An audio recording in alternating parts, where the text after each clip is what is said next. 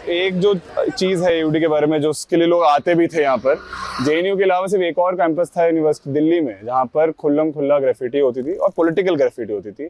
NGO type graffiti नहीं होती थी कि सेव अर्थ सेव प्लैनेट, ये सब नहीं होता था। काफ़ी डायरेक्ट पॉलिटिकल बातें लिखी जाती थी।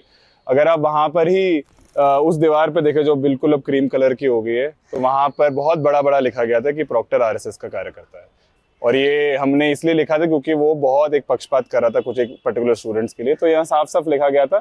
और ये काफी देर तक मिटाया भी नहीं गया था, ये वहीं पर ही रहता था। और वो रोज वो आदमी अपने रूम में भी जाता था, वहीं पर ही काम करता था, वहां से निकलता था, क्योंकि एक जनरल एक अंडरस्टैंडिंग थी कि अगर ग्रेफिटी हो रही है तो कहीं ना कहीं उसको रोका ना जाए।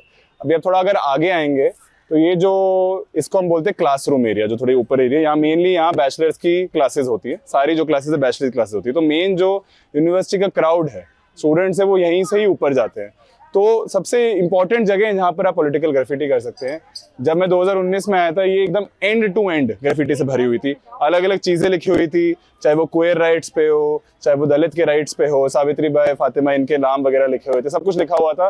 फिर जब से ये नया एडमिनिस्ट्रेशन आता है तो एक जो स्कूल मोंटेसरी के कलर होते हैं लाल और पीला, वो कलर कर दिया जाता है और सारी की सारी ग्राफिटी हटा दी जाती है।